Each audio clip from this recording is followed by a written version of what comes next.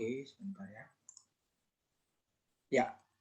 Nah, saya hari ini kita sudah masuk di dalam bagian-bagian akhir ya. Jadi bagian akhir yaitu nabi kecil di Hagai, Sakaria dan Maleaki ya. Hagai, Sakaria dan Maleaki. Kalau di dalam Hagai, Sakaria dan Maleaki ini menurut Bapak Ibu sekalian yang lebih terkenal siapa? Ini ngobrol-ngobrol dulu ya sebelum masuk. Menurut Bapak Ibu yang lebih terkenal siapa nih? Hagai, Sakaria dan Maleaki. Maleaki. Maleaki terkenal. Setuju enggak? Siapa yang enggak setuju sama Pak Richard? Yang lebih viral itu Maleaki gitu ya. Yang lebih viral Maleaki. Oke. Ya, kalau enggak ada yang memberikan respon, saya anggap semua setuju sama Pak Richard. Iya, Ya? betul. Maleaki Betul, yang ya? terkenal. Maleaki ya. Iya. Oke. Ya, karena Maleaki sudah lebih viral, ya kita tinggalkan dia dulu ya, karena dia sudah banyak dikenal. Jadi kita mulai dengan Hagai dan Sakaria, gitu ya. Biasa yang sudah viral itu kan orang sudah banyak tahu dan mereka lebih sering dibahas gitu ya. Nah, nanti khususnya berkaitan dengan Maleaki nanti saya akan gabung ya. Ada satu perikop itu saya akan bahas bersama dengan yang termasuk juga jarang ya dibahas, yaitu Obadiah atau Obaja ya. Nah, Obaja ini adalah dari seluruh nabi-nabi itu dia punya pasal itu yang paling sedikit. Gak ada yang tahu berapa jumlahnya Obaja? Satu. Iya, bagus sekali ya. Berarti baca kitab suci setiap hari kita bersyukur ya bisa ingat ya, satu ya. Hanya satu pasal saja ya. Dan satu pasal itu isinya seperti apa? Nah, nanti waktu kita bahas Maleaki saya akan singgung itu sedikit ya, sehingga kita lengkap semuanya nabi-nabi kita bahas ya. Nah, hari ini kita akan secara khusus kita akan masuk ya. Ini saya bilang bagian yang akhir dari Perjanjian Lama ya. Nabi-nabi Maleaki itu kitab yang terakhir di dalam Perjanjian Lama. Baik, saya akan share screen dulu. Sebentar. Share screen. Oke, share screen. Ya. Oke, sudah keluar ya Pak ya? Oke, saya besarkan dulu. Oke, ya. Jadi hari ini kita akan belajar di sini. Nah, saya kasih judul memang agak sedikit dari perenungan saya, maksudnya dari yang saya persiapkan. Kemudian ketika saya membaca semua, setelah saya siapkan, saya kemudian coba doa dan coba untuk pikirkan judulnya apa kira-kira ya. Maka saya akhirnya dipimpin ya di dalam perenungan saya itu, refleksi saya memberi judul itu secara keseluruhan ya, Hagai, Sakaria, Maleaki. Judul besarnya adalah saya kasih judul Tantangan Pemulihan Pasca Bencana. Ya. Nah, bencananya saya kasih tanda kutip. Ya. Nah, bencana ini bukan bencana dalam arti bencana alam atau apa, tetapi dalam arti mungkin secara lebih umum bencana. Nah, dengan satu studi atau sebuah refleksi atas hidup umat Allah pasca pembuangan. Pasca pembuangan. Berarti setelah pembuangan, ya, setelah selesai waktunya lengkap, itu mereka dibawa pulang ke Yerusalem. Ya. Nah, jadi kalau pulang ke Yerusalem berarti sudah dipulihkan dong. Ya, kan sudah berarti tidak dibuang lagi. Sudah dipulihkan. Tapi di tengah pemulihan itu saya kasih judul itu tantangan. Ya. Ada tantangannya ternyata. Nah, kadang manusia itu selalu bilang kalau tantangan di masa susah, di masa yang berat, di masa yang dihukum itu tantangannya berat. Ya, tapi nggak mesti. Ya, di tengah masa yang gemilang, yang aman, yang pulih juga ada tantangan. Nah, kita secara khusus kita belajar nanti. Tentu di akhir kita akan menyimpulkan kira-kira tantangan pemulihannya seperti apa. Ya, oke. Kira-kira seperti itu. Nah, saya akan lanjutkan ya. Sekarang kita akan coba bersama-sama melihat bagian berikutnya adalah kita akan melihat ini ya. Nah, ini sering saya munculkan di dalam kitab pembahasan nabi besar dan nabi kecil. Kenapa? Karena di situ ada semua nabinya ya, kira-kira masanya. Karena dengan melihat Bagan sekali lagi, kita paling tidak langsung tahu secara waktu di mana dia berada, gitu ya. Nah, sekarang kita lihat yang saya kasih kotak itu, berarti kita mau bahas di sana ya, Hagai, Sakaria, Maleaki. Nah, secara urutan waktu masa pelayanan, Hagai dan Sakaria itu ada di masa yang sama, dekat. Ya, sama berarti dekat di masa itu. Ya, jadi kalau kita lihat kenal nggak kenal, mungkin hoping, ya kan sesama hamba Tuhan, ya hoping dia, ya hoping. Tapi hoping bagaimana dia membawa berita, nah mungkin punya panggilan yang beda, ya. Bagaimana nanti Hagai menyampaikan beritanya dan apa pesan yang Tuhan titipkan melalui Sakaria, nah itu beda, ya. Jadi setiap hamba Tuhan itu punya keunikan. Asal ya saya melihat ya, seorang hamba Tuhan yang besar ya di dalam zaman ini itu pernah berkata ya, setiap hamba Tuhan itu punya panggilan yang unik ya. Jadi dia sebagai hamba Tuhan yang dipakai Tuhan besar, kalau dia itu mau apa ya mengambil sebuah tindakan atau keputusan terhadap hamba Tuhan itu dia sangat berhati-hati. Kenapa? Karena dia hambanya Tuhan katanya. Jadi dia nggak boleh mau Tuhan. Kalau ada apa-apa ya Tuhan yang hukum. Kan begitu. Nah artinya melalui kesempatan ini kita belajar bahwa hamba Tuhan itu setiap hamba Tuhan punya panggilan yang unik khusus. Jadi kita mesti harus ya, saya sebagai hamba Tuhan menghormati hamba Tuhan yang lain. Saya waktu dia sungguh-sungguh setia kepada Tuhan, ya sungguh-sungguh bagaimana mengiring Tuhan dalam seluruh keberadaannya, mau yang bagaimana hebat, mau bagaimana lemah, semua hamba Tuhan. Ya, saya ada mau mulai dari kesaksian sedikit. Saya kenal satu hamba Tuhan yang menurut kebanyakan orang itu lemah sekali ya. Nah, satu kali saya pikir juga, wah, ya, bagaimana ya kita melihat kalau sudah terlalu lemah, banyak hal kurang, terus bagaimana? Apakah dia adalah seorang, bagaimana sikap kita? Alkitab jelas menghormati. Nah, tapi Tuhan kasih saya kesempatan. Satu kali saya masih studi, ya dia tentu sudah lebih senior, meskipun dalam situasi banyak kelemahan dan kekurangan. Nah, satu kali saya studi, saya ada waktu pulang gitu ya, dari Jakarta pulang ke Surabaya. Nah, begitu saya pulang ke Surabaya, kemudian sampai di bandara di Jakarta, saya waktu check in, selesai semua, oke, sudah beres. Lalu saya jangan bawa tas itu sampai di mau masuk ke ruang itu ya, di apa itu namanya itu ruang tunggu lah ya. Tapi sebelum sampai sana kan biasa ada food court dan sebagainya. Nah di situ tiba-tiba ketemu saya ya sama hamba Tuhan yang banyak orang anggap dia lemah atau dia kurang begini ya. Nah kemudian saya ketemu dia, terus saya panggil dia, saya bilang, halo Pak, ya. Wah dia bilang, halo Rusli, kamu mau kemana? Oh, saya mau pulang. Oh mau pulang. Oke, kamu di gate mana? Oh gate sana. Oke, yuk, kamu temani saya ya. Ya, saya temani dia. Saya begitu lihat gitu, terus saya lihat ya, dia bawa koper cukup besar ya. Kopernya mungkin lebih besar dari orangnya. Saya pikir, wah gimana ya? Ya akhirnya saya pikir, Tuhan gerakkan saya. Sudah, jangan pikir macam-macam. Layani. Nah, saya langsung, Pak, saya bawa kopernya. Saya juga sendiri, saya kopernya ransel. Dia kopernya besar. Jadi saya bawa dia. Kopernya saya bawa gitu ya. Terus ternyata saya dibawa kemana? Saya dibawa ke lounge. Wah, saya juga pikir, wah ini kok saya dibawa ke lounge ya? Saya padahal tadi mau cari makan di dekat sana, mungkin makan soto, dibawa ke lounge saya. Begitu masuk ke dalam, terus dia bilang, ayo Rusli kamu makan apa saja boleh ya, ini gratis kok katanya dia gitu ya. Jadi saya ada pengalaman unik ya dalam jadi saya Tuhan ajarkan saya itu unik melalui seluruh hidup itu unik sekali ya. Akhirnya saya layani ya, sudah selesai semua, saya bawa, saya antar dia ke gate-nya, tas yang besar itu saya angkat dulu sampai di gate, selesai baru saya pergi ke gate saya. Nah jadi artinya saya mau belajar apa sih dalam pengalaman hidup ini? Saya belajar bahwa Tuhan ya itu memakai setiap hambanya dengan unik. Ya, kita sebagai sesama hamba Tuhan harus saling menghormati.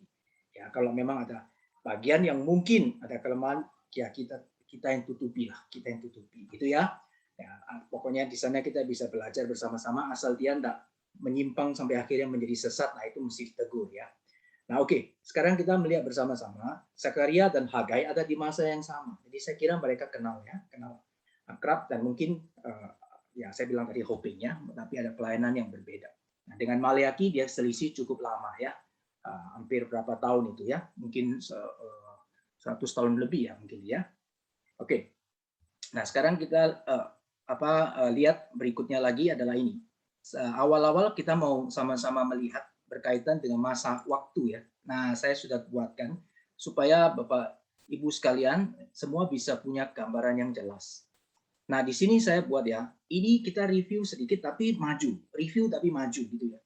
Jadi 597 ini kita bicara soal ini ya, tanggalan ya. 597 itu berarti sebelum sebelum Masehi ya. Itu adalah pembuangan pertama Yehuda ke Babel. Ya, pembuangan pertama ke Yehuda ke Babel. Kemudian 587 itu adalah pembuangan kedua atau yang terakhir ya dari Yehuda ke Babel. Di sana bait suci dihancurkan. Oke ya, jadi ini ada gambaran bahwa tentara Babel itu kemudian pertama kali tahun 597 itu mereka menghancurkan ya, menguasai juga waktu itu negara adik kuasa Asyur dan sebagainya, termasuk di kekuasaan saat itu, sehingga pada saat ditawan ya, dikalahkan ini Yehuda, ada pembuangan pertama itu ya tahun 597 itu. Jadi sebagian orang diangkut sudah pergi ke Babel. Lalu kemudian pada saat yang kedua itu adalah ya terakhir itu bait suci dihancurkan itu 587. Jadi ini dua titik penting di dalam sejarah dari Yehuda, khususnya ketika mereka ya berkaitan dengan exile ya, pembuangan. Nah, lalu kita lihat berikutnya lagi ini.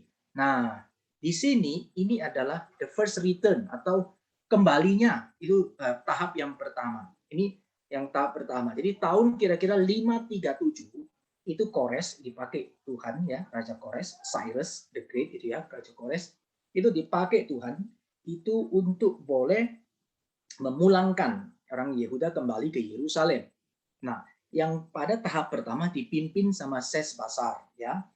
Sesbasar ini ya, jadi dipimpin oleh Sesbasar ya, kembali yang pertama. Lalu kemudian ini yang kedua itu setelah Kores itu ada diteruskan oleh Kambises ya, Raja Kambises itu raja negeri Persia ya. Nah, pada saat itu tahun 525 itu the second return atau tahap yang kedua. Nah, jadi pembuangan juga bertahap, kembali juga bertahap. Kalau pembuangan ini 2 tahap, nanti kembalinya itu lebih dari 2 tahap. Ya, jadi ini yang kedua, ini adalah pada zaman Raja Kambises itu Zerubabel yang pimpin bersama dengan Yesua atau Yosua. Ya, kadang dipanggil juga Yosua. Ya, Zerubabel dan Yesua. Nah, Zerubabel ini adalah keturunan ya, itu dari lain daripada Daud ya, dia mungkin cucu dari Yoyakim ya, tapi termasuk dari garis keturunan Yehuda atau Raja Daud. Jadi ini Zerubabel dan juga Yesua ini imamnya ya, imam yang pada saat itu ya, di generasi pada saat itu imam yang ditunjuk ya. Nah, di situ Kambises. Kemudian berikutnya adalah, nah kita lihat ya, tahun 517 itu ini ya, bait suci itu selesai dibangun. Ya, bait suci selesai dibangun. Nah, jadi kita bisa lihat melalui ini, sedikit gambaran ini kita tahu bahwa bait suci selesai dibangun itu di zamannya Zerubabel dan Yesua. Ya, zamannya Zerubabel dan Yesua. Jadi dari the second return pada tahap yang kedua mereka pulang itu kemudian sudah boleh menyelesaikan bait suci ya. Nah, tapi kita bisa melihat bersama-sama pada saat itu berarti ini dan seterusnya ya. Ini ada raja berikutnya adalah Raja Ahasiweros. Ya, setelah Kambises itu ada Raja Ahasiweros.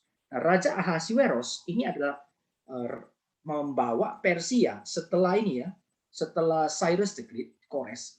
Ahasiweros ini termasuk yang membawa Persia di dalam ini loh, apa kegemilangannya, puncak kejayaannya itu di masa Ahasiweros. Siapa si Ahasiweros ini?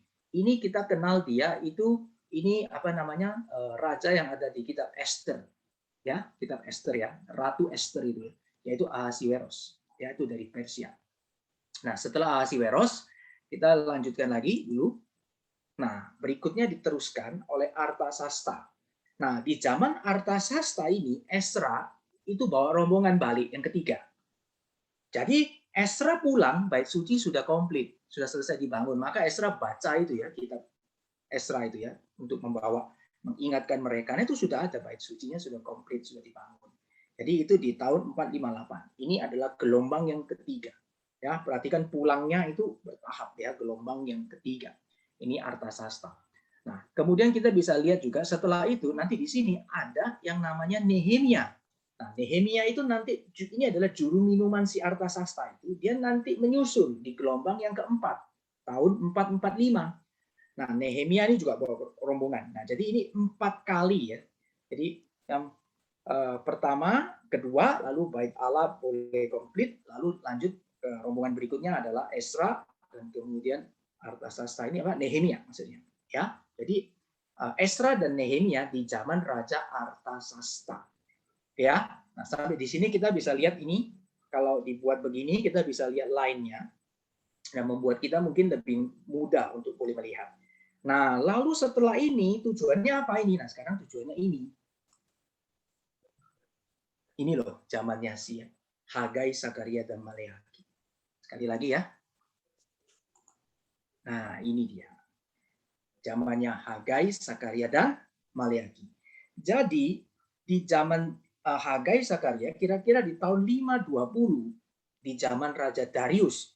Jadi setelah Kambises, itu adalah Darius. Ini Darius bukan Dariusnya yang di kitab Daniel itu ya, bukan. Ini Darius Raja Persia. Ya, ini Darius Raja Persia. Ya, dia juga masih dari satu keturunan apa satu garis keturunan atau satu kelompok dari Kores ya, dari keturunan sana. Jadi Darius ini yang pada zaman bagaimana bait suci itu boleh komplit itu di zamannya Raja Darius. Nah, disinilah Nabi Hagai dan Nabi Zakaria ini dipanggil. Nah, jadi mereka ini dipanggil ini ada di sebelum bait suci itu komplit.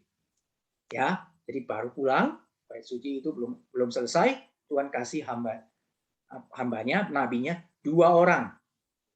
Ya, kasih. Kenapa Tuhan kasih 2 orang? Nah, kadang-kadang mungkin kita kalau jawabnya itu nanti sifatnya itu spekulatif ya. Loh, kenapa itu orang? Biasa jawabnya ya kita nggak usah spekulatif ya. Pokok 2 Tuhan kasih 2 ya. Pasti ada beritanya yang Tuhan mau disampaikan melalui 2 orang ini ya kepada ini tahap 1 dan tahap 2 dari pembuangan. Ya. Nah, setelah bait Allah selesai di zaman Esra dan Nehemia itu diantara itu ya. Berarti Tuhan kirim itu si Maleaki. Jadi Maleaki masih hidup lah di zamannya Nehemia dia masih terus ya. Jadi Maleaki zamannya setelah selesai Tuhan kirim satu Maleaki. Ya. Nah, oke. Nah, ini sebagai nabi yang terakhir ya. Nanti kalau Maleaki di Yehuda ini yang Tuhan kirim. Oke. Nah, sampai di sini saya kira sudah cukup jelas. Nah, sekarang kita mau lihat bersama-sama. Tuhan kan bilang setelah kamu dibuang 70 tahun, setelah kamu dibuang 70 tahun, maka kamu akan pulang. Nah, gimana kita bisa melihat 70 tahunnya seperti apa? Ya. Nah, kalau kita melihat dari misalnya ini ya, 587, kadang-kadang ada orang waktu coba menghitung 70 tahunnya, sepertinya tidak tepat. 587, tapi kemudian kembali ke 5, ini kan kembalinya 537 tahap yang pertama. Ini kan tidak sampai 70. Berapa ini? Yang pintar matematika.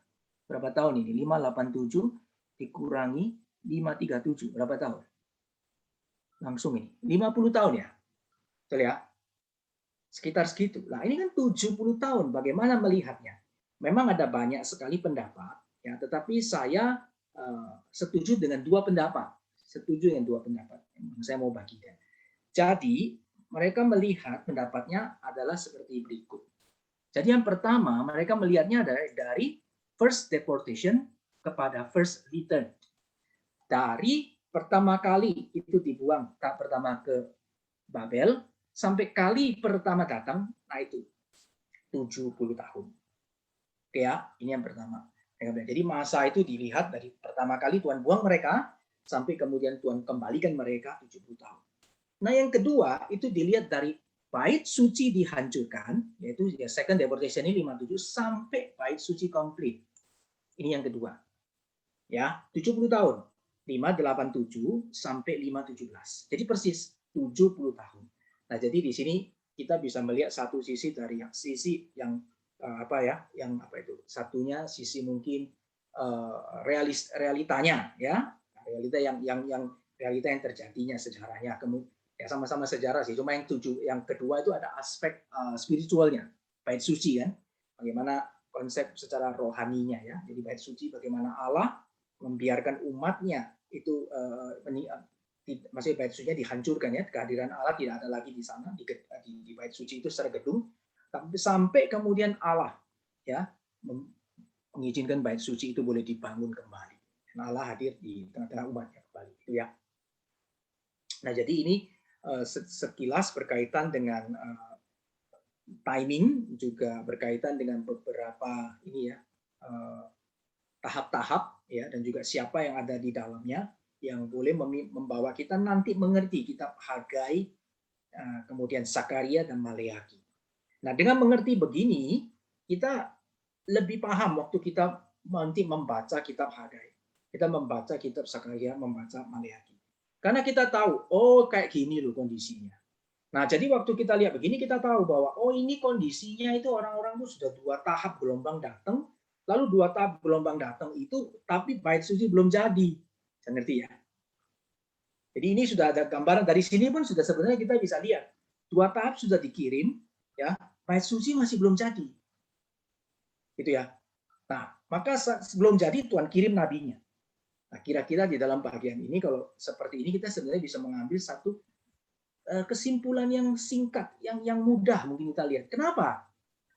Ya, diingatkan. Kamu sudah pulang. Kira-kira gitu kan? Sudah pulang. Pulangnya loh juga bukan baru sebentar. Sudah lama dikasih waktu. Tapi masih aja ya bait suci belum jadi. Ya, bagaimana kamu seperti ini? Nah, Tuhan kirimkan nabinya. Nabi Tuhan selalu dikirim mengajar, mengingatkan, menegur, dan seterusnya. Ya, jadi kalau menjadi hamba Tuhan, ya ada satu tugas yang kita harus berani untuk lakukan, itu adalah ya berani untuk menyatakan hal yang benar gitu ya. Apa yang menjadi kehendak Tuhan mesti harus benar, harus berani. Kadang kita merasa waktu kita berteriak agak keras, ada pihak-pihak mungkin yang merasa ya kok kurang enak didengar di telinga. Ya, kita mesti belajar ya, untuk belajar untuk tetap yang mensuarakan ya, berusaha sebaik mungkin lah, sebisa mungkin yang baik. Tapi kalau tetap aja sudah dalam kondisi yang sudah kita rasa itu sudah oke, sudah, tapi tetap aja masih rasa itu terlalu keras, ya kita mesti tetap belajar untuk setia ya, tetap menyuarakan, jangan kendor. Oke ya, saya kira ini sebagai gambaran yang ya sudah cukup memberi gambaran yang baik bagi kita semuanya ya, untuk boleh melihat kondisinya. Nah, sekarang kita akan masuk satu-satu ya. Nah, sekarang kita akan masuk ke dalam Hagai. Oke ya, siapakah Hagai? Oke. Nah, Hagai itu tentu kita dapat info dari kitab Hagai ya. Ya, pada tahun yang kedua zaman Raja Darius, pada bulan yang ke-6 pada hari pertama bulan itu. Ini yang pertama kita tahu berarti dia di zaman Raja Darius. Ini cocok ya. Jadi di sini kalau secara sejarah cocok. 520 ini Darius yang jadi raja. Ya, Alkitab memang bukan buku sejarah. Ya, Alkitab bukan buku sejarah, tetapi kita boleh lihat ya, kalau secara detail-detail kita bisa konfirmasi ke sejarah, tetapi kita bisa lihat di sana ada satu kesinambungan yang konsisten gitu ya. Ya, jadi kita bisa lihat ini Darius ada di sini. Kitab suci mengatakan hal itu ya. Zaman Raja Darius. Nah, lalu datanglah firman Tuhan dengan perantaraan Nabi Hagai kepada Zerubabel bin Sealtiel, bupati Yehuda, dan kepada Yosua bin Yosadak, imam besar. Ya, jadi di sini Zerubabel ini diangkat sebagai bupati Yehuda atas apa namanya mandat ya, otoritas daripada Raja Persia pada saat itu. Tadi siapa? Ini sudah zamannya siapa? Zerubabel adalah Kambises ya. Nah, di sini kita bisa lihat ya, dia diangkat menjadi bupati Yehuda dan juga dikirim. Tujuannya apa? Supaya bisa ya sesuai dengan apa yang dinyatakan oleh Tuhan sudah ya, mereka untuk kembali ke tanah Yerusalem. Nah, di sini kalau Yosua adalah imam besar pada saat itu dari ini ya, meneruskan Imam bin Yosadak ini ya, anak dari Yosadak. Nah, kemudian yang kedua adalah kita bisa lihat begini. Masih adakah di antara kamu yang telah melihat rumah ini dalam Hagai 2 ayat 3. Ya, nanti kita juga akan lihat ini, tapi saya yang merah ini saya memberikan sedikit gambaran tentang Hagai. Ya, masih adakah di antara kamu yang telah melihat rumah ini dalam kemegahannya semula, dan bagaimana kamu lihat keadaannya sekarang? Bukankah keadaan di matamu seperti tidak ada artinya? Coba Bapak Ibu sekarang memikirkan ya, kalimat ini ketika ini hadir ya, kemudian disampaikan gitu ya, Tuhan pakai Hagar untuk menyampaikan kalimat ini, maka kita bisa mendapatkan satu informasi, satu kesan secara tidak langsung sih, memang tidak dinyatakan, secara tidak langsung, bahwa kita bisa melihat bahwa Hagai ini berarti dia itu ada dari sebelum ke pembuangan sampai kembali. Jadi dia ikut dari sebelum pembuangan, dia pergi ke pembuangan, terus dia kembali. Kenapa? Karena dia bisa lihat kondisinya. Kalau generasi yang lahirnya di mana pembuangan, bisa nggak dia tahu ya bait Allah sebelumnya gimana? Nggak bisa kan?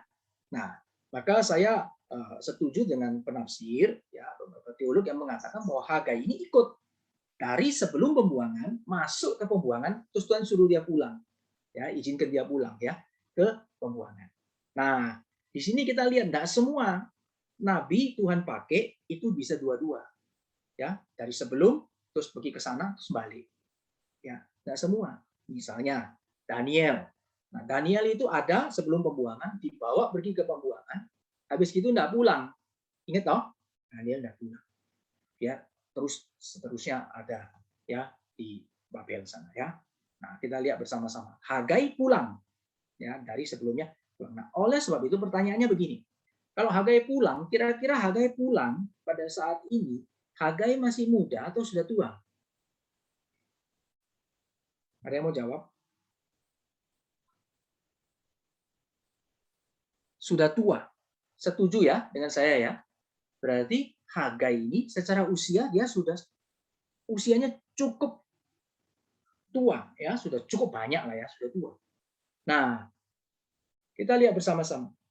Oleh sebab itu, Tuhan pakai dia waktu dia pulang, Tuhan kasih dia untuk boleh mengingatkan kepada orang-orang Yehuda akan hal ini. Jadi dia bisa tahu ya, dulu seperti apa dan sebagian sekarang seperti apa, gitu ya. Nah, tentunya ada beberapa orang yang ada di dalam yang kembali itu juga sama seperti Hagai, usianya juga sudah sama seperti Hagai, dan juga ditambah generasi-generasi yang lebih muda. Nah, jadi ini kita bisa tahu kira-kira berdasarkan dari kitab Hagai yang cuma 2 pasal itu, kita bisa dapat informasi ini. Sehingga kita bisa tahu bahwa dia adalah ada di dalam zaman Darius, kemudian dia disuruh menyampaikan beritanya kepada 2 orang, yaitu anak daripada Yoyakin, cucu ya mungkin ya, Zerubabel, dan juga kepada imam besar saat itu Yosua bin Yosadak. Ya, lalu dia ada dalam kondisi yang sudah cukup lanjut usianya. Ini kira-kira berkaitan dengan siapakah Hagai. Oke ya.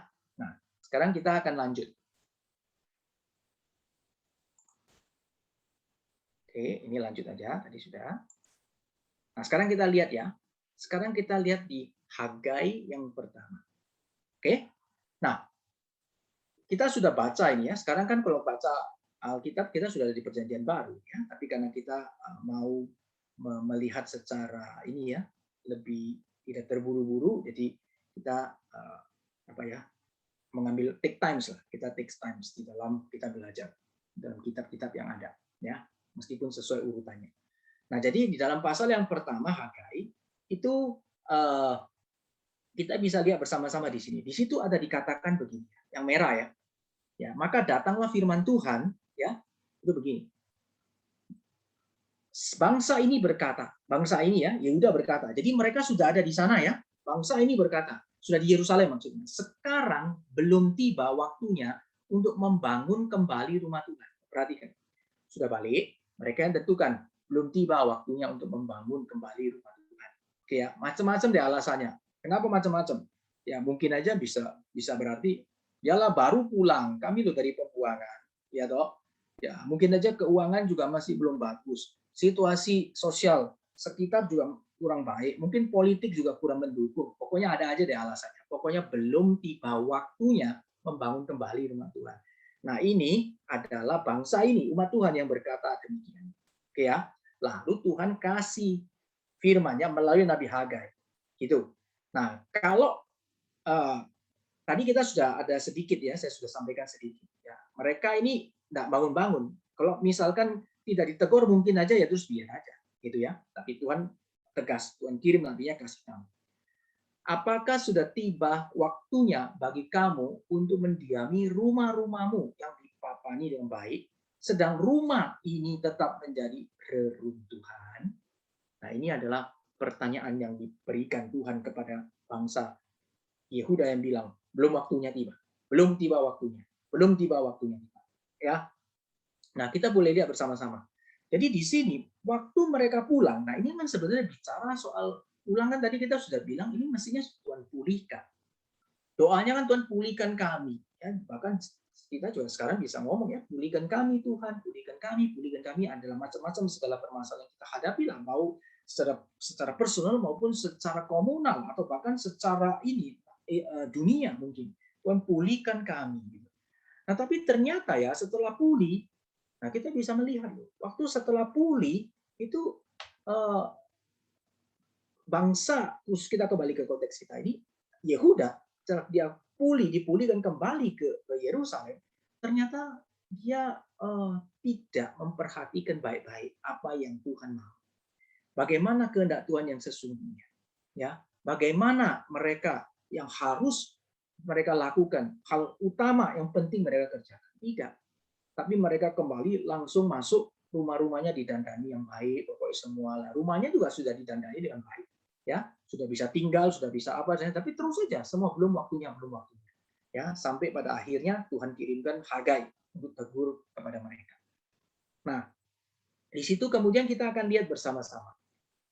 Kondisi ini saya rindu ya bagian ini kita bisa ambil ini karena saya lihat ini penting ya.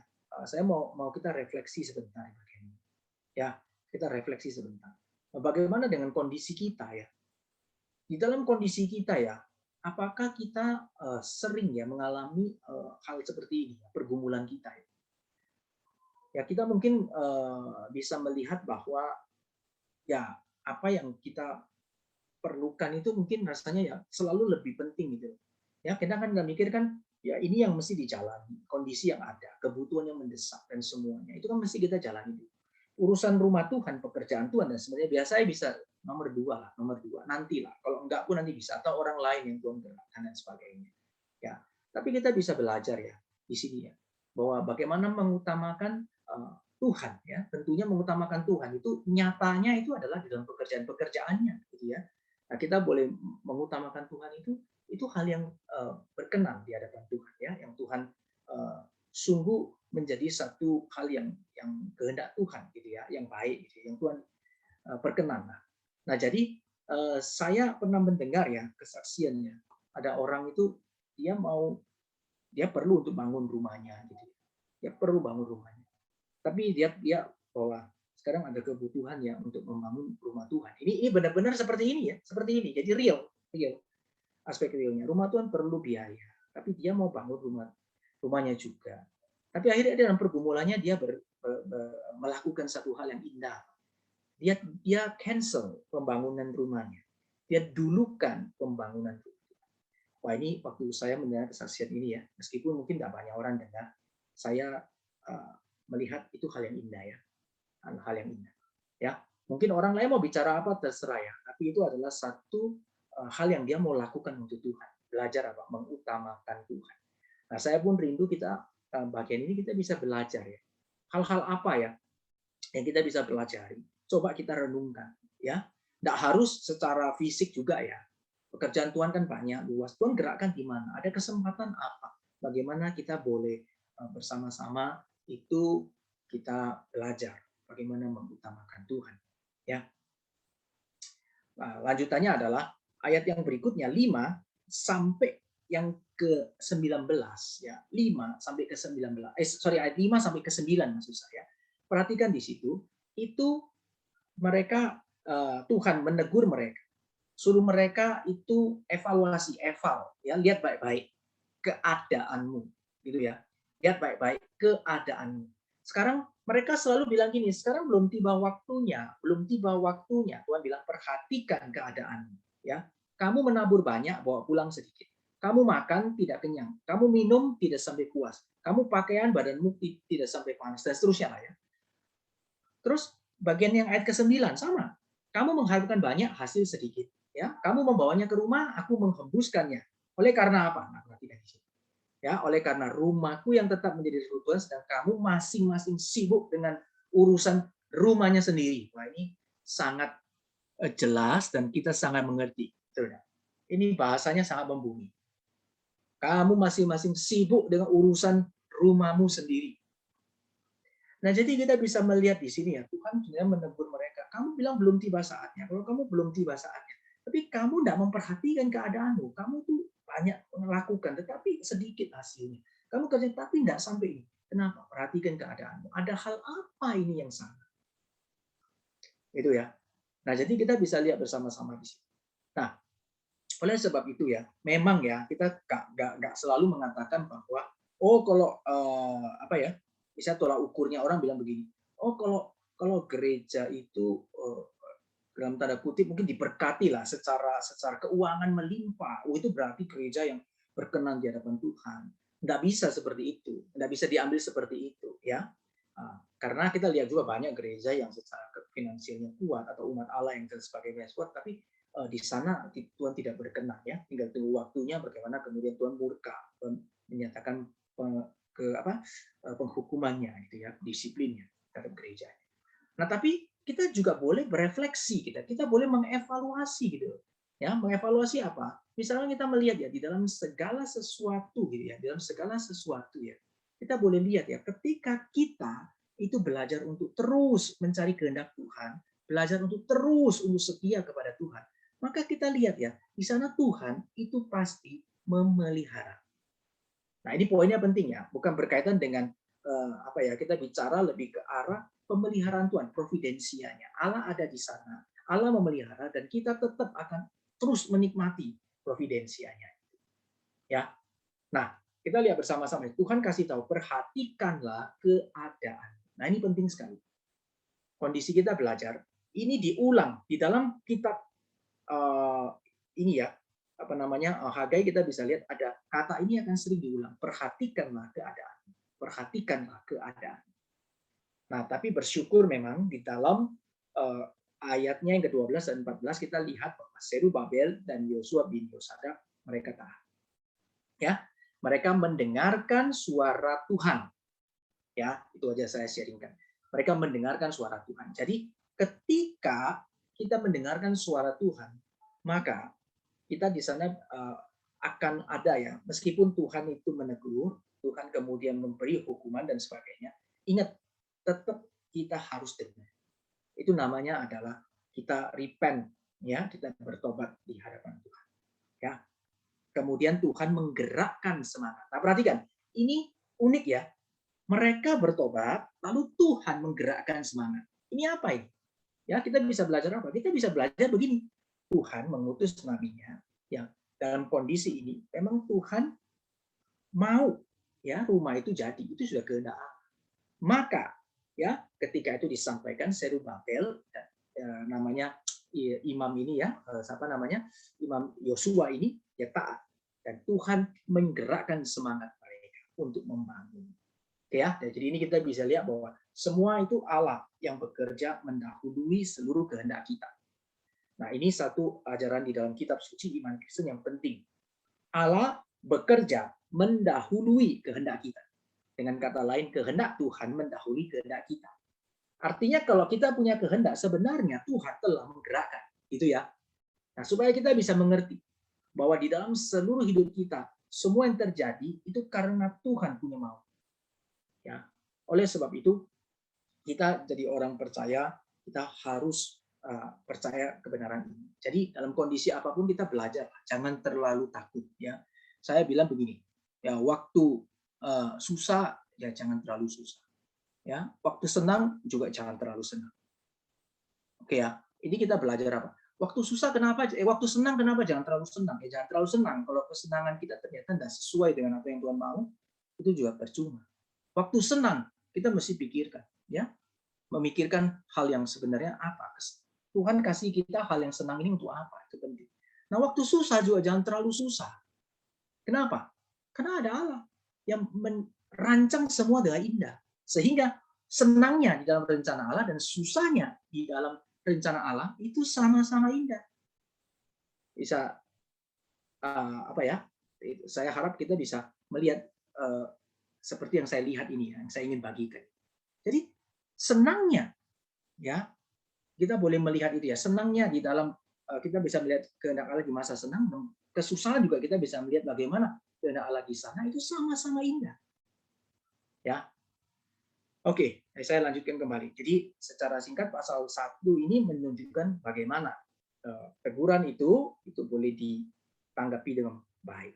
Ya, nah kita lanjutkan. Nah sekarang di dalam pasal yang kedua, kita bisa lihat sama-sama ya. Ini ceritanya kita boleh lihat ya. Ini saya di dalam pasal kedua ini tadi kita sudah lihat ya, ada yang diulang ya. Yang saya ulang maksudnya yang merah itu. Masih adakah di antara kamu yang telah melihat rumah ini dalam kemegahannya semula, dan bagaimana kamu lihat keadaannya sekarang? Bukankah keadaannya di matamu seperti tidak ada artinya? Perhatikan ya, ini yang merah 24, saya mau bandingkan dengan yang merah 20. Adapun rumah ini, perhatikan ya, kemegahannya yang kemudian akan melebihi kemegahan yang semula. Nah, saya mau bagikan apa? Nah, di dalam bagian ini 24 ya, teks kita ini ya, melalui Hagai ya Tuhan sampaikan. Suruh mereka lihat dibandingkan dengan masa lalu. Yang sekarang sama yang masa lalu dilihat kalah ya. Tapi kemudian Tuhan kasih tahu di bawahnya yang 10 itu ya, pesan berikutnya jangan cuma lihat masa lalu dan sekarang, tetapi arahkan ke masa depan. Nanti rumah ini kemegahannya akan melebihi kemegahannya yang semula. Nah, lalu kita lihat tuh, zaman daripada bait Allah ini ya, yang paling megah itu zamannya Salomo. Ya kan? Nah, setelah zaman itu, kalau kita mau lihat lagi, itu tidak bisa memang kemegahannya seperti zaman Salomo, tidak ada lagi. Kecuali nanti di zaman Perjanjian Baru, waktu Herodes itu merenovasi untuk mengambil itu ya hati orang-orang Yahudi, memang rumah itu dibuat lagi bagus. Tetapi di sana pada saat rumah itu bagus, di sana sudah tidak lagi menjadi bait Allah yang Tuhan inginkan, yang sesuai dengan kehendak Allah maksud saya. Di mana di dalamnya kita boleh lihat ya, kacau sekali ya. Akhirnya Tuhan juga kemudian marah besar ya. Ada satu momen ya bagaimana Tuhan menyucikan bait Allah itu. Jadi kita lihat di sana. Nah, lalu apa yang dimaksud kemegahannya kemudian akan melebihi kemegahan yang semula. Nah, ini yang namanya future. Ya, jadi di dalam kitab nabi-nabi ini khususnya juga nanti ya seluruh nabi-nabi lah kita bisa lihat itu ada yang namanya itu penggenapan dekat dan kemudian penggenapan yang jauh ya. Ya, ada namanya future near ya, yang penggenapan yang dekat dan juga yang future yang lebih long gitu, yang lebih lama. Nah, jadi kita bisa lihat bahwa yang di bawah itu adalah sebuah profesi atau nubuat tentang apa? Tentang rumah ini. Nanti ini akan kemegahannya melebihi kemegahannya yang semula. Nanti kita bisa lihat ya profesi ini.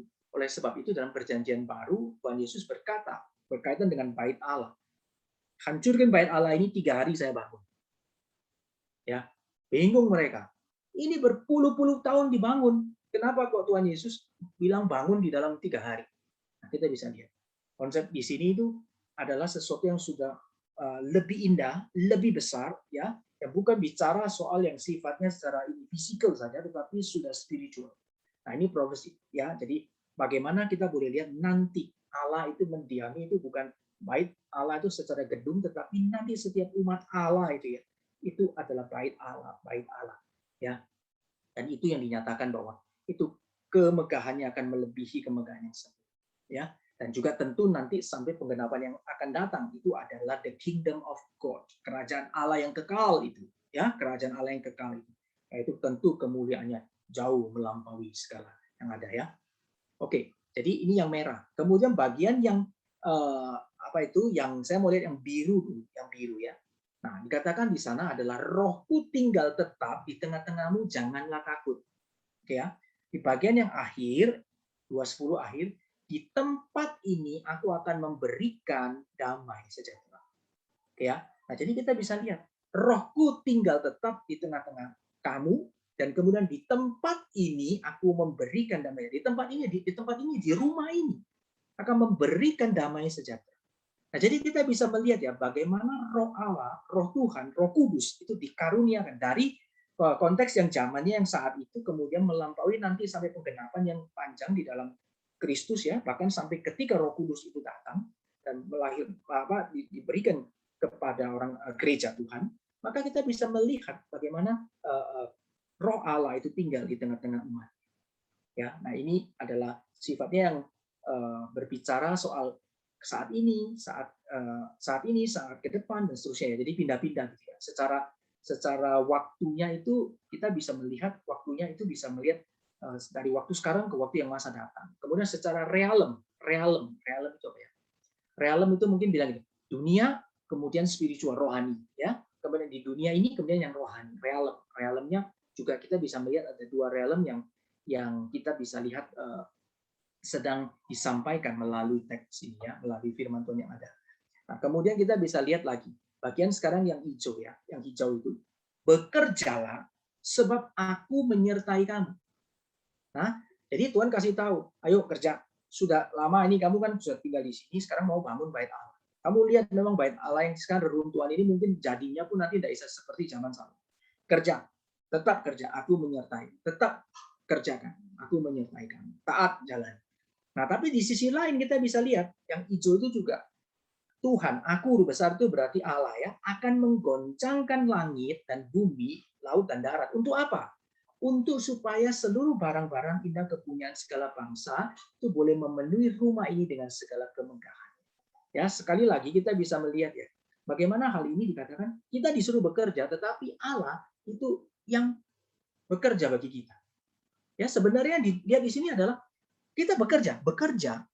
Mereka sungguh-sungguh membangun, tetapi di sisi lain itu mau menyatakan bahwa ketika semua boleh digenapi itu Allah yang bekerja.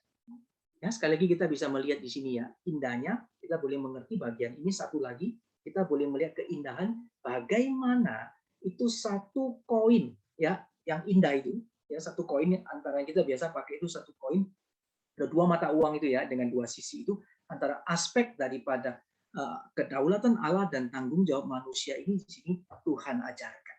Ya, boleh ada di sini. Jadi bagaimana kita tetap kerja tetapi sebenarnya itu Allah yang boleh menjamin seluruh pekerjaan kita sampai itu jadi. Ya.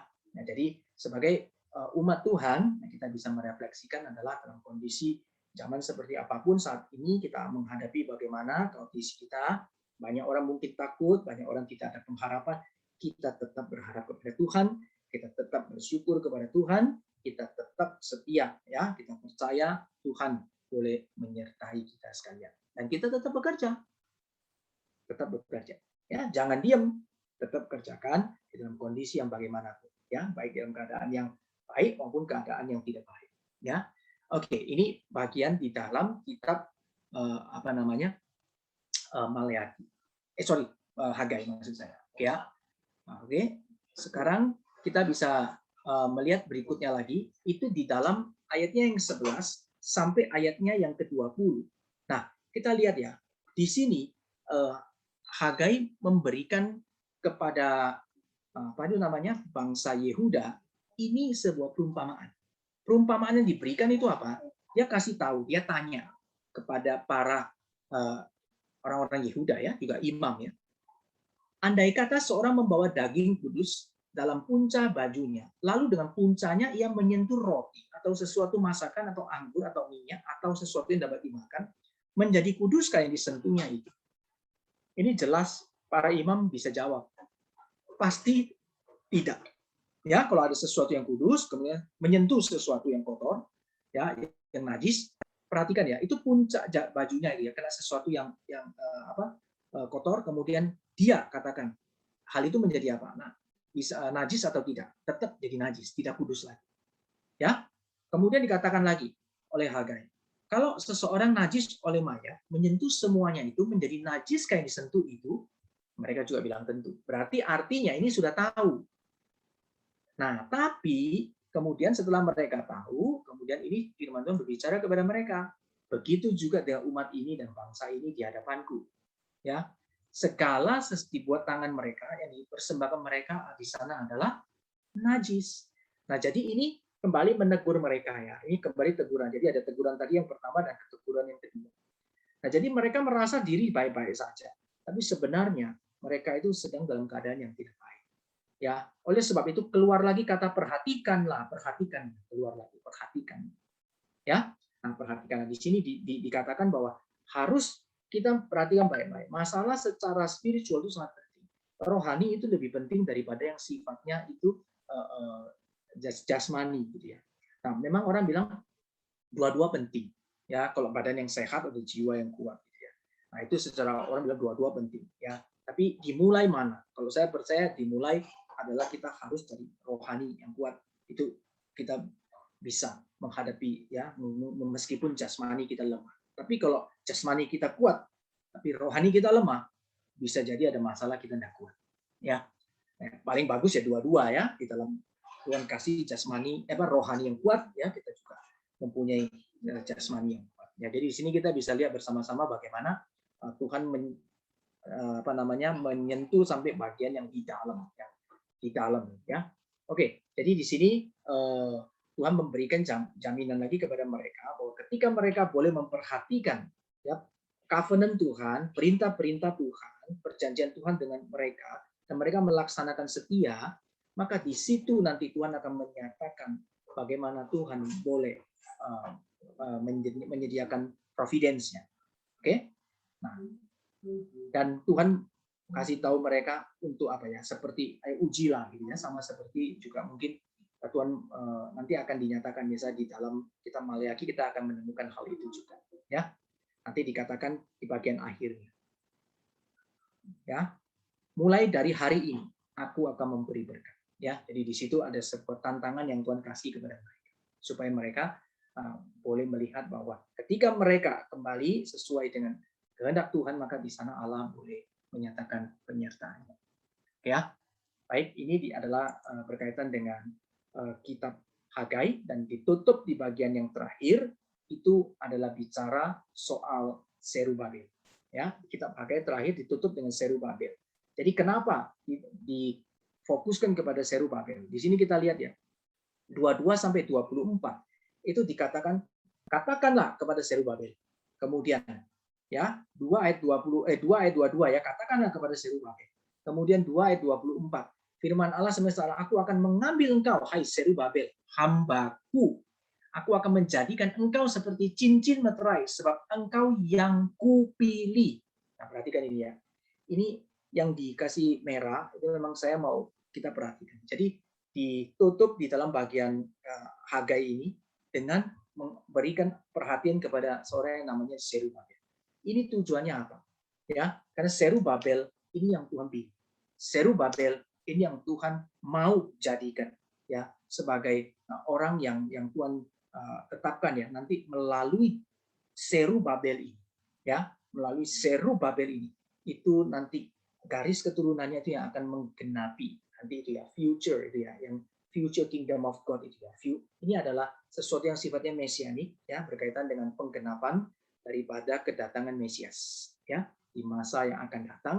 Jadi ada Tuhan pakai daripada garis Serubabel ini maka dia disebut sebagai orang yang Tuhan pilih dan Tuhan menjadikan dia hambanya ya dan Tuhan mengharapkan dia di dalam seluruh pelayanannya di masa yang saat ini juga boleh setia. Dan memang Serubabel itu boleh menyatakan ketaatannya terhadap apa yang diperintahkan atau yang disampaikan oleh Nabi Hagai.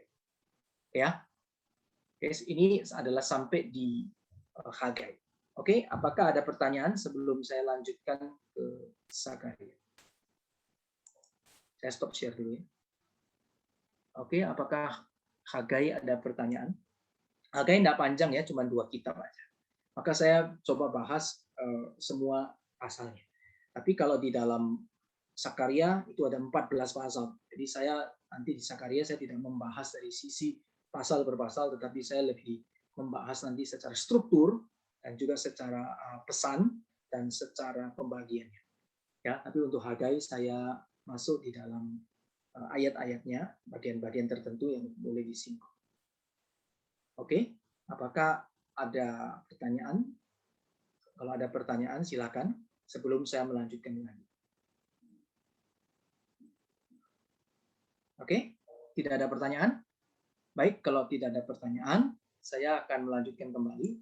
Saya akan share screen dulu sebentar. Nah, sekarang kita akan masuk ke dalam Zakaria ya. Kita akan masuk di dalam Zakaria. Nah, sekarang siapakah Sakaria? Ya. Nah, Sakaria itu kalau di dalam pasal 1 ayat 1 di sana dikatakan bahwa dia memang juga di zaman Darius, sama ya. Jadi tadi sudah kita lihat ya. Di dalam tahun kedua zaman Darius, datanglah firman Tuhan kepada Nabi Sakaria bin Berekia bin Iddo. Hanya itu aja. Ya, tidak ada keterangan lainnya. Ya, kita bisa lihat bahwa Nabi Sakaria ya cuma dikasih tahu dia bin Berekia dan bin Iddo gitu ya. Dan kemudian bagian yang kedua yang saya mau bagikan untuk Sakarianya itu adalah ada di Sakaria 2 ayat 3 dan 4 itu gini. Dan sementara malaikat yang berbicara dengan aku itu Sakaria, berbicara dengan aku itu maju ke depan, majulah seorang malaikat lain mendekatinya yang diberi perintah. Berlarilah, katakanlah kepada orang muda yang di sana itu.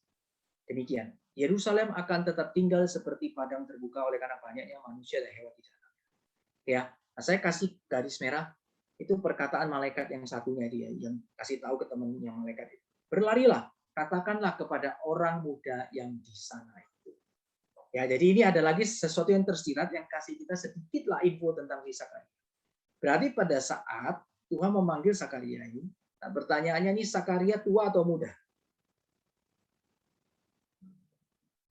Gak sulit ya. Setuju ya. Sakaria berarti dari ini Sakaria itu muda. Ya. Nah, jadi kenapa bisa hidup di zaman yang sama tadi ya? Karena yang satu itu si Hagai usia lebih tua, kemudian yang satu Sakaria itu ini lebih muda. Wah, berarti ada anu ya. Tuhan juga kaderisasi ya. Nah, ini ada kaderisasi. Jadi ada yang sama Tuhan yang senior, nabi yang sudah lebih tua senior, dan kemudian ada dilanjutkan Sakaria gitu ya. Nah, jadi kita bisa lihat bersama-sama di sini ya. Ya kadang waktu kita coba untuk melihat lebih rinci lah ya, melihat lebih rinci, melihat coba lebih jelas, lebih lebih kecil lah ya, maksudnya kita bisa menemukan hal seperti ini. Oh, jadi waktu dipanggil di zaman itu satu Hagai itu adalah nabi yang lebih senior secara usia dan Sakaria dia lebih muda. Ya, Tuhan pakai. Nah, di sini kita juga bisa lihat bersama-sama. Berarti ini apa namanya? Dalam bagian ini selain secara pesan atau panggilan masing-masing ada tujuannya, tetapi bagaimana Tuhan boleh melihat ya. Tuhan tahu ya secara manusia kita kalau ada masanya itu ada masa retire gitu ya. Sudah waktunya oke cukup bisa dilanjutkan kepada yang lebih muda. Jadi Tuhan selalu memanggil. Tuhan selalu memanggil setiap hamba-hambanya. Oleh sebab itu gereja penting sekali untuk boleh memikirkan hal ini. Ya. Jadi gereja atau di dalam pelayanan apapun kita penting sekali untuk mempersiapkan ini. Ya, jadi selalu memanggil untuk setiap orang-orang yang terus boleh melayani. Ya, jangan lelah untuk terus panggil orang melayani. Meskipun kenyataan mungkin susah, ya selalu bilang begini, ladang itu banyak sekali yang mesti dituai, tapi pekerjaannya sedikit. Ya, tapi keindahannya adalah Tuhan bilang, mintalah kepada Tuhan yang punya tuayan ini supaya Ia mengirimkan pekerja. Ya, jadi sebenarnya boleh melayani itu anugerah, Bapak Ibu sekalian. Sekali lagi ya, boleh melayani itu adalah anugerah.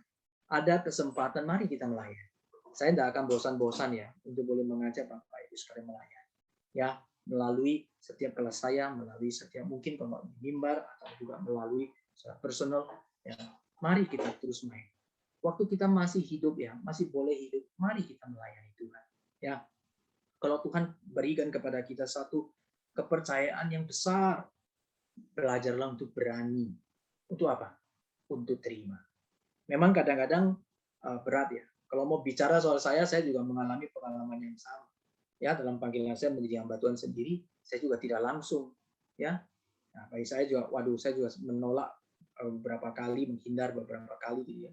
Nah, tapi kita semua manusia, kita melalui hal ini kita belajar ya. Belajar apa? Belajar. Kita menolak, kita menghindar, lama-lama juga tetap Tuhan tangkap. Kalau sudah waktunya tiba, cuma ada dua kan. Kalau kita taat ya sudah jalan, kalau tidak ya kita mesti tunggu. Tunggu ditegur. Kalau ditegur kita taat ya masih. Kalau ditegur malah tidak taat ya tunggu dihukum, dibuang dulu, sudah itu dikembalikan lagi. Ya, saya kira mungkin lebih baik kita belajar melihat dengan baik adalah apa? Kita belajar untuk belajar menerima sebuah kesempatan melayani karena itu adalah anugerah Tuhan. Ya. Jadi bahasanya Paulus bekerja memberi buah. Ya, sama ya, bekerjalah ya. Tadi ada satu kalimat itu yang baik ya, bekerja. Oke, Ya, ini berkaitan dengan Zakaria yang mungkin kita bisa tahu sedikit. Ini dia adalah seorang nabi yang dipanggil, orang anak mudanya, orang muda yang melayani Tuhan. Oke, sekarang di dalam Zakaria, kita kalau baca dia ada 14 pasal. 14 pasal. Maka kita bisa melihat ya, itu nanti mulai pasal yang berapa ya? Mulai 9 ke atas itu nanti bicara baru bicara bukan soal penglihatannya, tapi dari 1 sampai sekian 8, 7 atau 8 ya, saya lupa itu bicara soal penglihatan. Jadi anak muda ini, ya nabi yang muda ini, Tuhan kasih dia penglihatan. Dikasih lihat, sampaikan. Kasih lihat, sampaikan. Nah, ini adalah satu cara Tuhan bekerja. Ya, sampaikan. Nah, sekarang kita kalau menyampaikan harus sesuai Tuhan seperti apa disampaikan. Nah, cuman kita kadang lihat ya, banyak sekali orang pikir gini, oh kalau gitu kejadian yang penting begini. Sebelum saya teruskan mengenai 8 penglihatan Zakaria, itu kita bisa lihat bersama-sama begini. Seringkali orang mengertinya begini, oh berarti Tuhan kasih penglihatan. Jadi kalau saya sebagai hamba Tuhan, kalau saya bisa Tuhan kasih penglihatan, saya harus kasih tahu orang penglihatan. Nah, kita lupa ya, bahwa itu ada satu bagian kitab suci yang mengatakan kepada kita, ya, bahwa zaman ini kita Tuhan sudah memang pada zaman perjanjian lama ya, zaman dahulu Tuhan pakai cara-cara seperti ini. Tapi setelah Kristus datang, itu maka semua sudah digenapi di dalam Kristus, semua sudah menjadi tuntas, maka Allah telah memberikan sang firman dan firman-Nya kepada kita. Jadi cukup. Jadi kita tidak perlu mengandalkan yang itu semua sudah ada, ya. Nah, dan kita melihat bersama-sama bahwa tidak harus kita waspada. Nggak bisa kondisi zaman sekarang kemudian oh saya ada penglihatan, Tuhan bicara penglihatan seperti nabi-nabi di zaman perjanjian lama. Kita mesti lebih waspada, ya. Oleh sebab itu kita belajar karena Tuhan memberikan penglihatan pada saat itu pasti ada tujuannya dan kita lihat kebanyakan itu seluruhnya itu tergenapi. Seluruhnya untuk boleh menyatakan sebuah hal yang kaitannya sesuatu dengan ini ya keadaan yang ada. Ya bukan dibuat-buat sendiri oleh si Zakaria, tetapi memang Tuhan menyatakannya. Tapi di zaman kita sekarang kita bisa lihat bahwa banyak orang klaim dirinya mendapat penglihatan, dapat visi, menjadi nabi, dan kemudian kasih tahu apa yang dia lihat dan minta banyak orang ikut. Nah, kemudian setelah ikut ternyata keliru semua. Itu kan yang susah, ya. Nah, 8 penglihatannya itu kira-kira seperti ini. Ya, kita mungkin tidak membahas secara rinci karena ada cukup banyak gitu ya. Kalau mau dibagi sebenarnya bisa mungkin tidak membaginya secara rinci. Nanti kita mungkin bisa melihat membaca ulang setelah ada beberapa prinsip dibagikan, kita bisa lihat bersama-sama, nanti membaca mungkin bisa membantu banyak ya. Nah, kita lihat ada 8 visi yang dikasih ya. Jadi ada Tuhan kasih. Nah, 8 visi itu seperti apa ya? 8 visi itu memberitahukan kepada kita seperti apa. Nah, kita akan sama-sama lihat ya secara garis besarnya. Nah, kita membagi begini ya. Jadi di sini untuk 8 penglihatan itu, kalau kita membaginya ya berdasarkan ini ya penglihatan itu, maka di sana itu ada yang pertama itu ada 4 penunggang ya, penunggang kuda. Sebentar ya, ini kok ketutup sebentar. Ini gimana?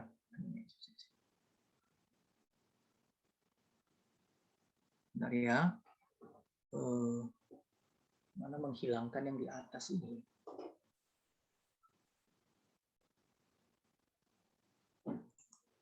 Oke, nggak apa-apa deh. Ya, jadi penglihatan yang pertama ada 4 penunggang kuda ini dan mereka menjelajahi bumi. Gitu ya. Kemudian yang kedua adalah melihat ada 4 tanduk dan 4 tukang besi. Itu. Kemudian berikutnya adalah ada seorang yang memegang tali pengukur untuk mengukur Yerusalem.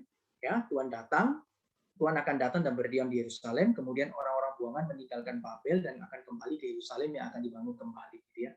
Yang berikutnya adalah rumah Allah akan disucikan, kemudian imam besar berpakaian kotor ditanggalkan. Ya. Kemudian penglihatan yang kelima, rumah Tuhan akan dipulihkan dan dilengkapi. Itu penglihatan tentang scroll. Gitu ya.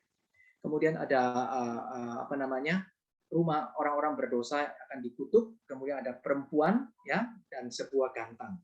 Kemudian yang terakhir juga ada 4 kereta kuda dengan berbagai warna. Nah, di sini seluruh penglihatan ini disusun ya. Itu yang pertama itu ada hal yang berkaitan dengan yang ke-8 gitu ya. Jadi saya kasih tanda ini mana. Kemudian nanti yang kedua ini dengan yang ke-7 Terus berikutnya yang ketiga dengan yang keenam, kemudian nanti yang keempat dengan yang kelima gitu ya. Sehingga kita bisa lihat kalau dalam penulisan seperti ini biasanya yang dilihat itu adalah ini ada pesan penting ya yang tersirat di dalamnya itu adalah bahwa bagaimana pentingnya berita yang mesti disampaikan kepada umat Tuhan bahwa rumah Tuhan itu segera ya Tuhan akan kuduskan, Tuhan akan sucikan, ya rumah Tuhan akan dipulihkan, rumah Tuhan akan dilengkapi, ya rumah Tuhan akan segera dibangun kembali. Jadi itu ada cara ini ya cara penyampaian yang pada zaman itu yang kemudian Tuhan nyatakan kepada mereka di dalam budaya mereka sehingga ketika itu disampaikan mereka boleh melihat. Dalam penglihatan ini ada hal yang kita boleh lihat bisa disusun sedemikian sehingga kita bisa melihat yang pertama adalah pesan tersiratnya adalah Tuhan akan memulihkan rumahnya. Ya, Tuhan akan menguduskan rumahnya. Nah, di dalam konteks ini kita bisa melihat baik itu di dalam jangka yang pendek maupun jangka yang panjang. Nah, ini ada kemiripan dengan tadi yang sudah dijelaskan di Hagai. Ya, oke, ini bagian yang pertama. Nah, kemudian bagian yang berikutnya saya ambil di sini ini dari John MacArthur ya. Ini komentari dari John MacArthur. Dia membagi demikian ya, pembagiannya demikian. Jadi secara tema-tema ini tadi ini dia membagikan deskripsi pasal 1 sampai dengan pasal yang ke-6. Ya, pasal 1 sampai pasal yang ke-6. Nah, di sana kita boleh lihat ya. Kita lihat bagian meaning atau maknanya ya. Ini adalah perumpama penglihatan yang pertama itu boleh memberikan satu makna bahwa God promised prosperity to Israel. Ini ya, Tuhan menjanjikan satu inilah prosperity ya, satu kejayaan ya, pemulihan, kemakmuran gitu ya bagi Israel gitu ya. Nah, kita coba menggabungkan ini ya dengan tadi yang tersirat itu. Maka kita boleh melihat bahwa yang pertama dengan yang ke-8 fourth chariot ini ya. Ini kita lihat ini God brings peace and rest to Israel ya. Ini jadi dalam bagian ini kita bisa lihat prosperity-nya itu bisa diparalelkan dengan peace and rest ya. Nggak mesti prosperity dengan kekayaan harta gitu ya. Tapi di sini kita bisa melihat bahwa dari John MacArthur coba memberikan maknanya di sini prosperity-nya adalah peace and rest ya. Jadi damai sejahtera dan satu rest itu istirahat ya. Istirahat itu tidak harus kondisi bisa dipikirkan juga bukan rest rest dalam arti yang meninggal dunia dan sebagainya ya, bukan seperti itu saja gitu ya. Tetapi rest juga jiwa kita tenang gitu ya. Jiwa kita ada beristirahat yang bukan cuma sementara tetapi kekal ya, sehingga nanti sampai bahkan ketika kita harus pulang ya ke rumah Bapa gitu ya, pulang ya, return ya, pulang ke rumah Bapa itu kita pun restnya itu kekal gitu. rest ya. Jadi itu bagian yang pertama. Kemudian yang kedua kita boleh lihat bahwa apa yang digambarkan di dalam visinya itu ya, ketika dia boleh melihat ini four horns tanduk ini dan four craftsmen ya, orang-orang yang bekerja itu craft ini ada ya kayak kerajinan apa istilahnya craftsman itu ya orang yang membuat inilah ya tukang kayu atau apa begitu ya, yang ini dia lihat God judge the nations that attack Israel. Jadi ini mempunyai makna bahwa Tuhan menghakimi bangsa-bangsa yang menyerang Israel ya. Tuhan menghakimi bangsa-bangsa yang menyerang Israel. Kalau kita ingat ini four horns berarti kita ingat yang zamannya waktu di Daniel, 4 tanduk itu ya, ada raja dari Nebukadnezar, kemudian ada raja apalagi satu Asyur, ada Media Persia dan seterusnya itu ya. Kita lihat di sana. Ini berarti dinyatakan bahwa Tuhan itu menghakimi bangsa-bangsa yang telah menawan Israel itu ya. Kemudian kita bandingkan lagi dengan yang ke-6 ya, flying scroll. Ke-7 maksud saya, ke-7. 2 dengan 7.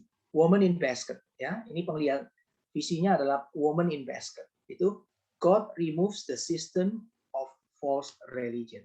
God remove the system of false religion. Jadi Tuhan remove ya, Tuhan menghapus atau Tuhan meniadakan itu ya, system of false religion ya. Jadi kita bisa lihat di sini bahwa ada kaitan bahwa kalau nations yang attack Israel kan kebanyakan bangsa-bangsa yang asing gitu ya, bangsa-bangsa yang tidak mengenal Tuhan. Jadi nanti ada masa atau waktunya di mana itu ya bagaimana Allah boleh dalam bagian ini kita bisa melihat bahwa God removes ya all the system of false religion. Jadi ada satu masa di mana hanya ada satu kebenaran yang akan Tuhan nyatakan ya bagi seluruh bangsa-bangsa mereka juga boleh mengenal Tuhan ya.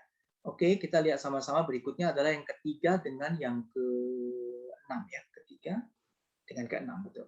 Jadi di sini man with a measuring line, jadi yang megang yang ukur itu tadi pengukur untuk bait suci itu. Jadi God rebuilds Yerusalem. Ya, pesannya adalah Tuhan membangun kembali Yerusalem.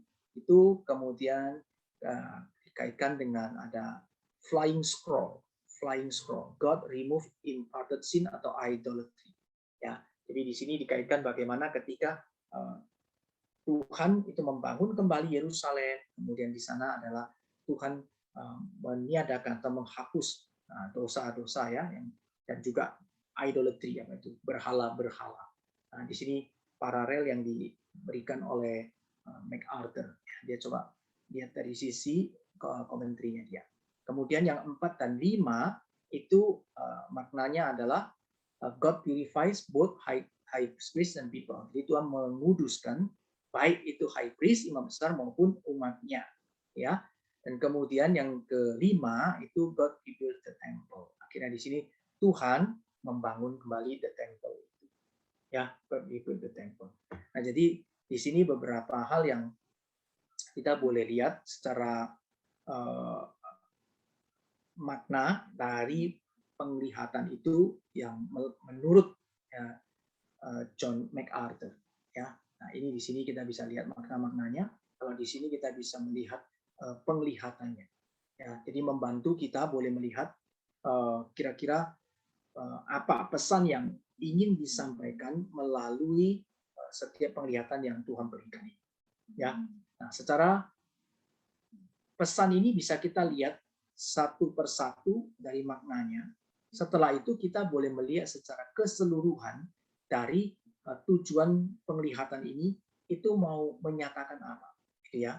Tujuan dari keseluruhan ini kita bisa lihat sekali lagi bahwa pusatnya pada akhirnya nanti akan membawa seluruh bangsa Israel dan nanti bangsa-bangsa itu akan kembali fokus kepada Tuhan. Ya, the temple, kehadiran Tuhan, ya, bagaimana Allah hadir di tengah-tengah umatnya, covenant Tuhan, ya, you are my people and I will be your, aku akan menjadi Allahmu dan kau akan menjadi umatku, gitu ya. Nah, jadi kita melihat secara keseluruhan ada penglihatan ini diberikan kepada Zakaria, kemudian mempunyai satu pesan yang boleh dinyatakan kepada Yehuda, ya, supaya mereka memperhatikan baik-baik, tetapi ada satu makna yang kedepannya ya, yang berkaitan dengan future kingdom tadi ya, kerajaan di masa yang akan datang. Oke, nah kemudian di bagian yang satu lagi ada coronation of the high priest ya, ini tidak dimasukkan ke dalam yang 8 karena yang ini bukan penglihatan ya, tapi Tuhan memang memberikan satu perintah supaya ada ini ya satu gambaran dikerjakan oleh Zakaria ya untuk bagaimana melakukan coronation of the high priest ya. Nah di sini ini mengandung satu ini ya janji mesianik ya yang sifatnya mungkin foreshadowing apa yang akan terjadi digenapi di dalam Kristus yang boleh menggenapi ini ya salah satu jabatan Kristus sebagai raja dan sebagai imam ya jabatan Kristus sebagai raja dan imam. Jadi yang menjadi imam saat itu adalah si Yosua itu ya kemudian itu di coronation jadi kayak diberi mahkota ya. Jadi pada saat yang sama dia adalah imam, pada saat yang sama dia adalah raja. Nah, ini adalah satu foreshadowing Christ, ya Kristus, bayang-bayang Kristus yang akan digenapi secara tuntas, Kristus sebagai baik sebagai raja maupun sebagai imam di dalam hal ini. Oke, ini berkaitan dengan makna yang diberikan oleh John MacArthur. Ya, nah, satu lagi yang saya mau sharing berkaitan dengan ini 8 penglihatan ini itu adalah ini. Ya, ini penglihatannya visinya itu ini cukup baik ya menurut saya. Digambarkannya itu seperti ada susunan masing-masing tetap ya, 1 dengan 8, 2 dengan 7, 3 dengan 6, 4 dengan 5. Perhatikan ya. Seperti satu apa itu namanya direction yang kemudian arahnya kan ke 4 ke 5. Ini menuju ke sini. Tetapi di sisi lain yang ditambahkan di dalam bagan ini itu adalah ada bagan yang ini ya, yang hitam ini ya. God returns and rescue in people. Kemudian dilanjutkan ini. God sends out and judge evil. Nah, ini ada satu linear yang terusnya. Kalau yang tadi ini kan seperti sesuatu yang paralelnya. 1, 8, 2, 7, 3, 6, 4, 5 ini paralelnya. Kalau ini ada seperti aspek yang continuity-nya atau apa ya, linearnya gitu ya. Jadi Tuhan itu boleh membawa umatnya itu ya, dan menyelamatkan umatnya gitu ya, boleh kembali ke dalam apa? Temple ya, priest, king dan sebagainya. Kita bisa lihat sana kembali ke temple ya. Di sini kemudian nanti bukan berhenti di sana, kemudian nanti Tuhan juga akan sends out and judge evil. Nah, jadi bagaimana nanti umat Tuhan bersama dengan Tuhan nanti akan memerintah bersama-sama dengan Tuhan untuk apa? Menyatakan kebenaran Tuhan. Nah, ini ada satu hal yang indah yang boleh disampaikan melalui bagan ini. Nah, ingin saya bagikan kepada Bapak sekalian melalui ini 8 penglihatan yang Tuhan nyatakan kepada Zakaria yang boleh diberikan kepada umatnya. Ya, nah ini mengenai penglihatan ini. Oke, nah sekarang berikutnya adalah kita lihat ya, ayat yang ke-9 sampai ayatnya yang ke-11 itu bicaranya mesianik. Ya, jadi itu sesuatu yang sifatnya profesi ke depan. Ya, itu berkaitan ada 2 bab. Jadi 9 sampai 11 itu bicarakan tentang nanti raja yang akan datang. Ya, tentunya kalau bicara soal ini tentang juga New Yerusalem, ya. Nah, kita dilihat di sana itu boleh nanti di 9 ayat 9 kalau kita baca di sana kita ada diberi sebuah seperti gambaran raja yang datang naik keledai ya. Raja yang datang naik keledai. Nah, ini nanti digenapi oleh Kristus. Jadi pada saat Tuhan Yesus datang mau masuk ke Yerusalem, terus dia mau naik keledai, itu ada di dalam firman Tuhan. Ya, dinyatakan di dalam mana Tuhan menggenapi apa? Tuhan menggenapi apa yang dinyatakan di dalam kitab Zakaria 9 ayat 9. Nah, jadi kita melihat ya bagaimana sebenarnya penggenapan itu ya itu boleh sudah terjadi gitu ya dalam perjanjian baru nanti apa yang dinyatakan kitab suci mengatakan kepada kita yang menyatakan kepada kita menjadi satu benang merah yang indah ya yang boleh kita pelajari ya dan ini menunjukkan kepada kita bagaimana apa yang akan terjadi di dalam sejarah sesuatu di dalam kehidupan umat Tuhan itu semua sudah ada di dalam rancangan Tuhan dan Tuhan sudah menyatakan secara tuntas ya. Jadi masuk ke Yerusalem ya, New Yerusalem ya.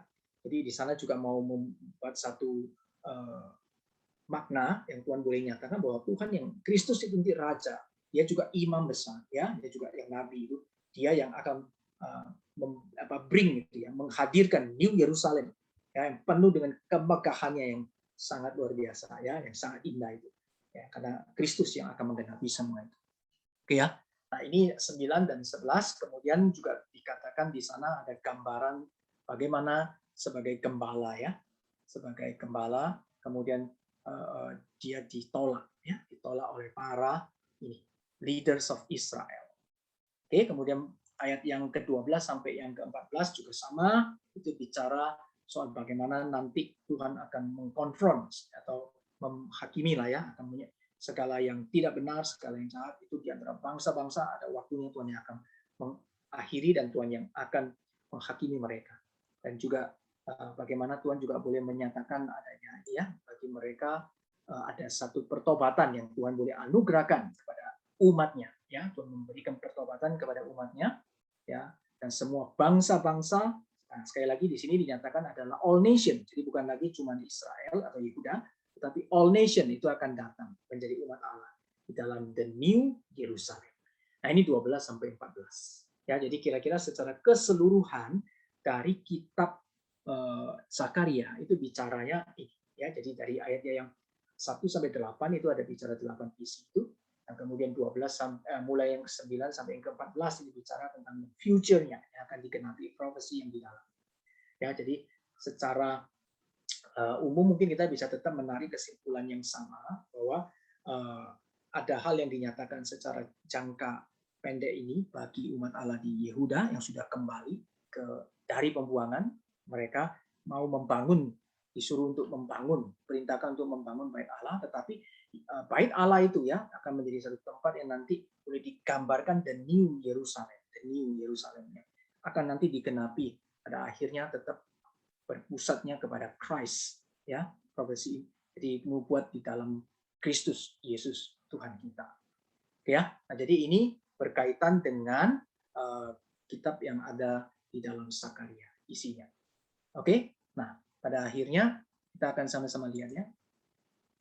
Ini saya memberikan summary ya, summary berkaitan dengan Hagai, Sakaria, ya.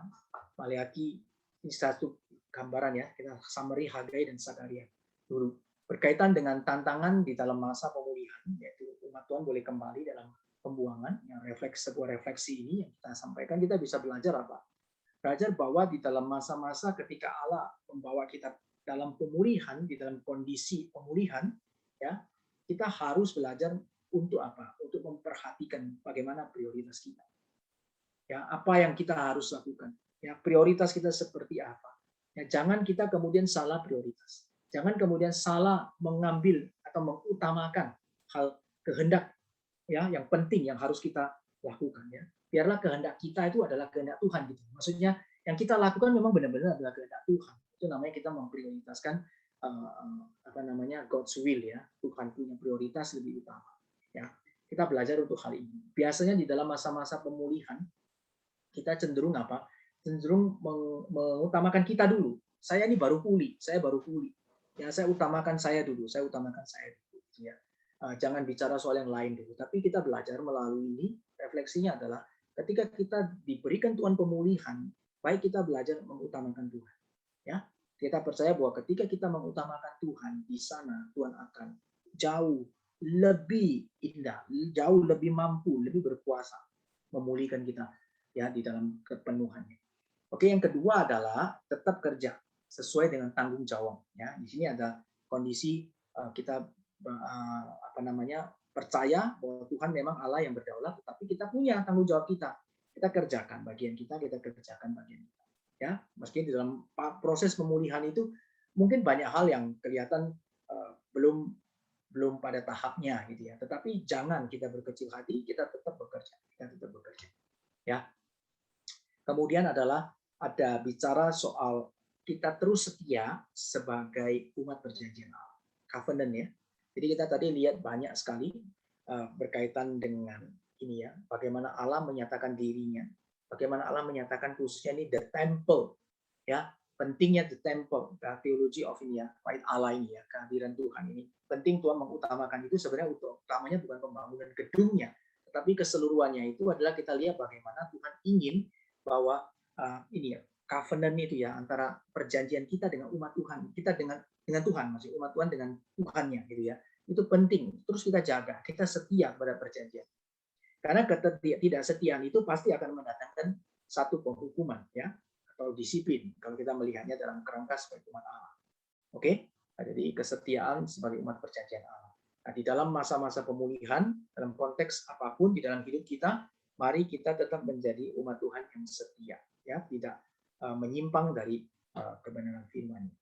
Nah, kemudian juga di luar itu kita bisa lihat bahwa ada nubuat mesianik, ya, baik itu di Hagai, Sakaria, nanti di Maleaki juga ada berkaitan dengan the future kingdom of God, ya, bahwa kerajaan Tuhan yang paling indah nanti Yerusalem baru itu, bahwa bait Allah yang di mana kehadiran Allah penuh ya di dalam seluruh kemuliaannya itu ada di dalam the future kingdom of God ya, kerajaan yang nah itu digenapinya nanti di dalam Kristus Tuhan karena rajanya adalah Kristus ya sebagai raja, imam, dan nabi ya, itu three office, 3 jabatan yang dipegang oleh Kristus. Dan kita boleh lihat bersama-sama di sini, boleh di dalam Sakaria itu ya Tuhan kasih satu profesinya, satu nubuat, satu gambarannya ketika ada coronation tadi ya, di dalam coronation itu ya, atau si Yosua sebagai imam besar itu dikasih mahkota gitu ya. Jadi itu menunjukkan coronation bagaimana di dalam satu pribadi ada 2 jabatan itu ya, pada saat yang bersamaan imam dan raja. Kemudian ada mesianik mestinya ya, atau Messiah fulfillment di dalam garis keturunan Daud itu ya. Jadi ini ada satu hal khususnya di dalam kitab Hagai, kita lihat bagaimana Tuhan mengingatkan di dalam masa setelah kembali dalam pembuangan, Tuhan ingatkan tetap bahwa Allah setia. Ini ada kaitannya dengan covenant ya, ada kaitannya dengan covenant. Jadi setelah kembali dari pembuangan, Allah masih ingatkan ya, diteruskan melalui ini, Zerubabel.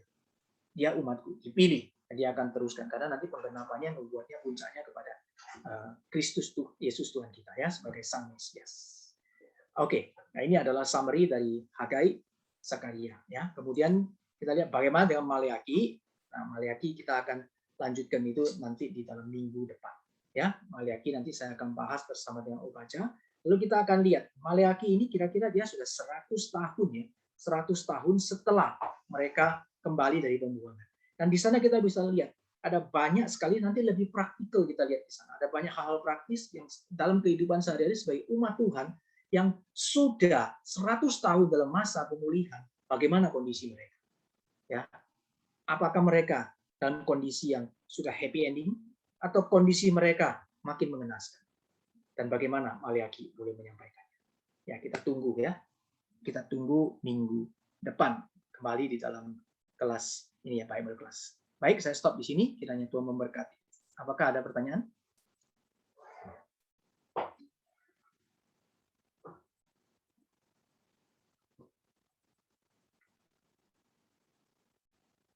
Tidak ada? Seperti biasa, masih sunyi? Mengerti atau bingung? Ya, oke. Kalau tidak ada pertanyaan, mungkin ada hal apa mungkin yang malam hari ini mungkin teman-teman atau Bapak Ibu sekalian yang boleh mendapatkan atau boleh di-sharingkan. Hal apa yang mungkin saya boleh diberkati dalam hal ini. Kalau ada, boleh juga, silakan. Jadi bukan bertanya, tetapi mungkin sharing berkaitan dengan topik malam hari ini. Adakah?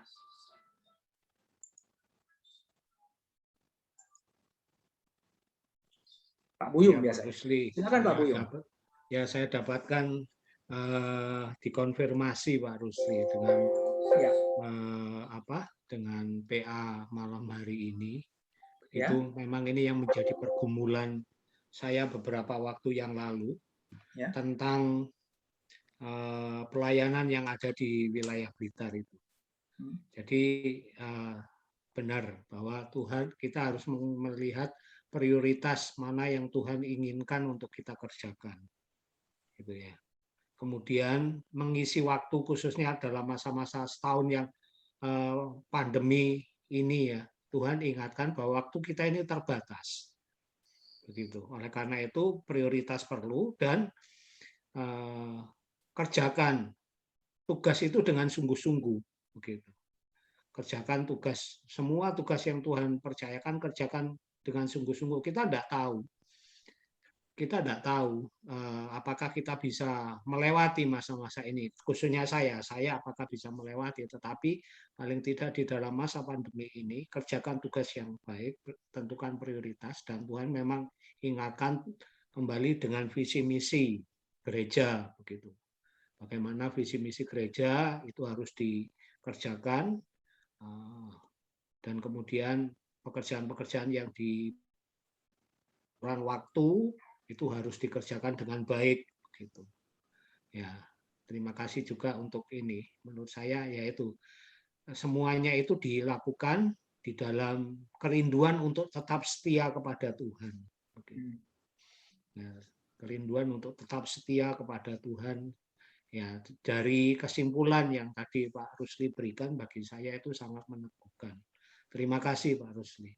Ya, puji Tuhan. Terima kasih juga untuk sharingnya ya, untuk sharing dari Pak Buyung. Ada lagi? Maka ada lagi yang mau membagikan sesuatu? Silakan.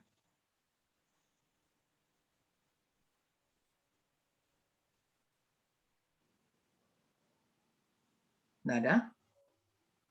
Semua mau